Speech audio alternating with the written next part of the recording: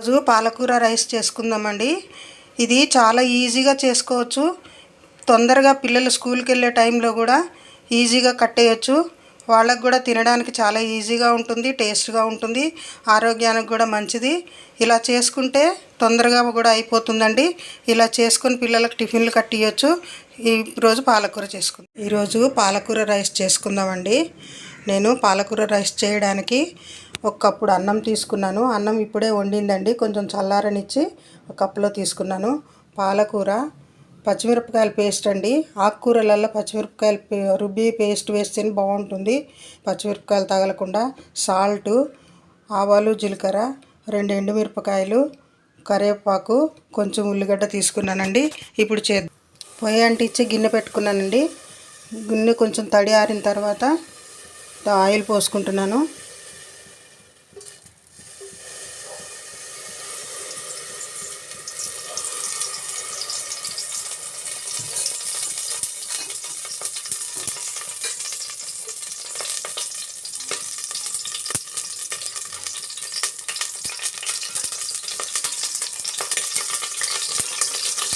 నూనె వేడైందండి.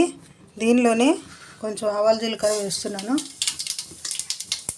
అలాగే ఎండుమిరపకాయలు, కరివేపాకు, ఉల్లిపాయలు కూడా వేస్తున్నాను.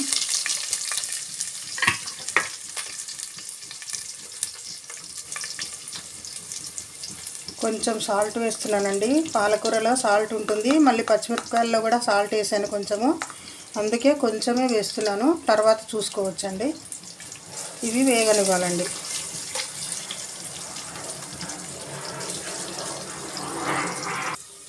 ఉల్లిపాయలు మొత్తం బ్రౌన్గా వేగనవసరం లేదండి, ఈ మాత్రం వేగితే చాలు. దీనిలోనే పచ్చిమిరపకాయల పేస్ట్ వేస్తున్నాను. మనం కూరకు తగ్గట్టే వేసుకోవాలండి. ఇదే సరిపోతుంది, మళ్ళీ కారం వేయాల్సిన అవసరం లేదు. ఇది కొంచెం వేగిన తర్వాత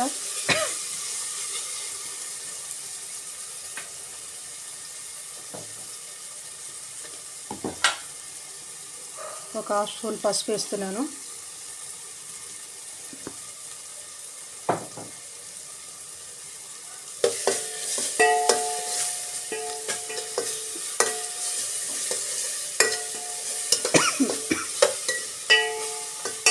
ఇప్పుడు దీనిలోనే కడిగి పెట్టుకున్న పాలకూర వేసేస్తున్నాను.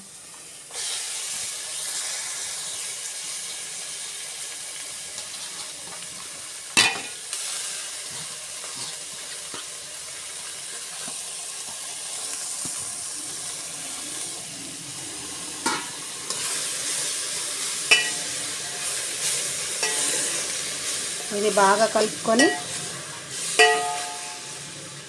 బాగా మగ్గనివ్వాలండి. కొంచెం సేపు మూత పెట్టేద్దాము. కొంచెం బాగా మగ్గిన తర్వాత చూద్దాం. ఇప్పుడు చూద్దామండి.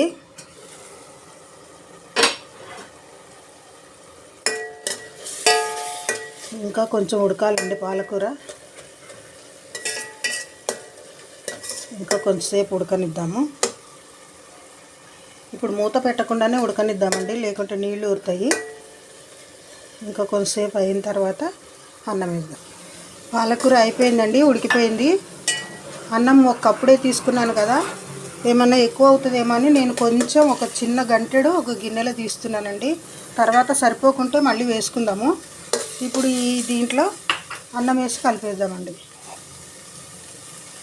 ఇప్పుడు ఈ అన్నం తీసి పెట్టుకున్న అన్నం వేసేసి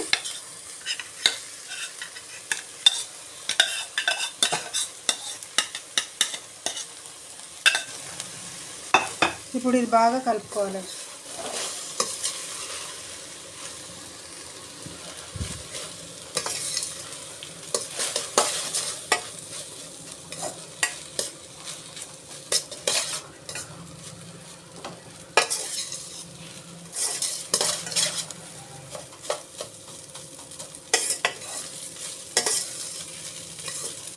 ఈ అన్నం బాగా వేడవ్వాలండి. కొంతమంది నిమ్మకాయ కూడా పిండుతారు, కానీ ఆ టేస్ట్ వేరే అవుతుంది. నేనేం వేయడం లేదు, అది చాలా టేస్ట్ ఉంటుందండి. దీనిలోనే కొంచెం కొత్తిమీర వేసేస్తున్నాను. కొత్తిమీర వేసి కలిపేసుకున్నాను. ఇది కొంచెం వేడయ్యేంత వరకు కలుపుకొని సర్వ్ చేసుకోవడమేనండి. అంతేనండి, అయిపోతుంది.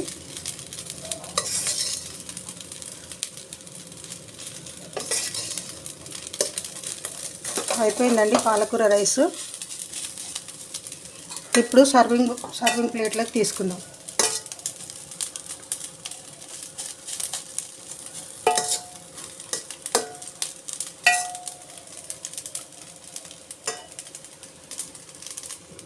సర్వింగ్ ప్లేట్లోకి తీసుకుందామండి.